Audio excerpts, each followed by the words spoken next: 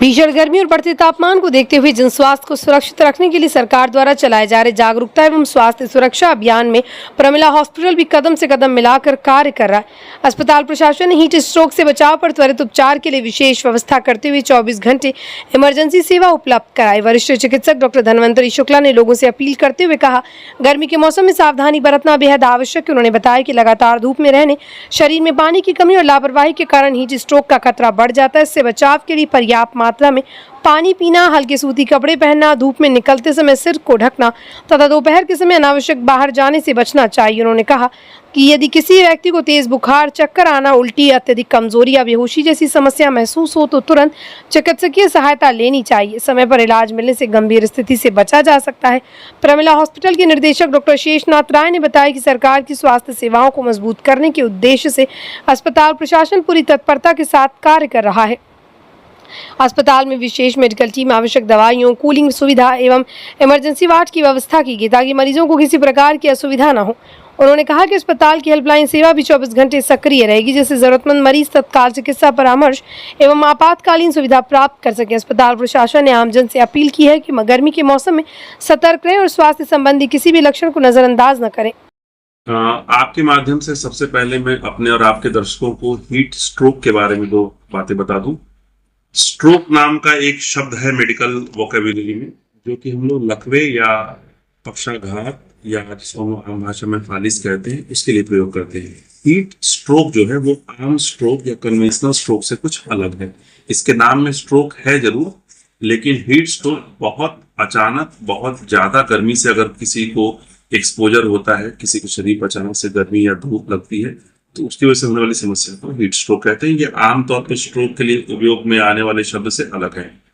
होता इसमें यह है कि हम लोगों के शरीर में भी, ब्रेन में ही एक ऐसा विशेष हिस्सा होता है जो शरीर के प्राकृतिक थर्मोस्टेट के रूप में काम करता है, जिसका काम है, चूंकि हम लोग गर्म खून के प्राणी हैं, तो हमारे शरीर के तापमान को एक पतले से रेंज में मेंटेन करना।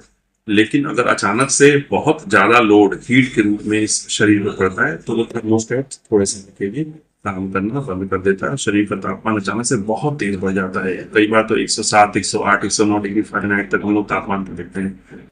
ये जो भारतवर्ष में, खासकर उत्तरी भारतवर्ष में, ये 2-3 महीने गर्मी पड़ती है, अप्रैल से लेकर जून तक, इसमें हीट स्ट्रोक के मामले बहुत ज्यादा देखने को मिलते हैं। और इसके लक्षण ये होते हैं कि लोग अचानक से बेहोश हो जाते हैं। जब आते हैं तो शरीर का तापमान 107, 108 होता है।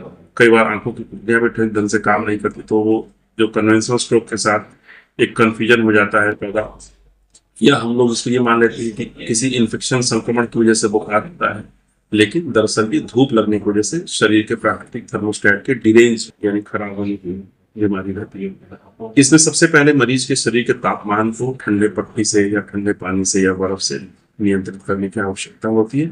इसके अलावा जो चीजें होती है वो सपोर्टिव और सिम्टोमेटिक होती है, यानी मरीज के शरीर को तत्काल उससे जो चीज जरूरत होती है, यानी बहुत ज्यादा डिहाइड्रेशन से उसको बचाया जाए और इस तरह के सब उसके शरीर के अंग एक एक करके फेल न हो जाए, उसके लिए उनको जिस तरह के सपोर्ट होती है वो बस देने की आवश्यकता होती है। ये एक वास्तव में जानलेवा बीमारी, जिसमें अगर समय से इसका इलाज न किया जाए या इसके लक्षणों को पहचानने में विलम्ब हो तो लोगों की जान भी जाती है। अक्सर हम लोग न्यूज़पेपर में देखते हैं कि हीट वेव से 30 लोगों की जान चली गई, कहीं 25 लोगों की जान चली गई। लेकिन अगर तत्परता से इसकी पहचान हो पाए और हम लोगों ने सही ढंग से इसका निवारण किया तो ये रिवर्स हो जाता है और बहुत जल्दी मरीज अपने होश में भी आ जाता है, शरीर का तापमान भी ठीक हो जाता है और अंग भी डैमेज होने से बच जाते हैं।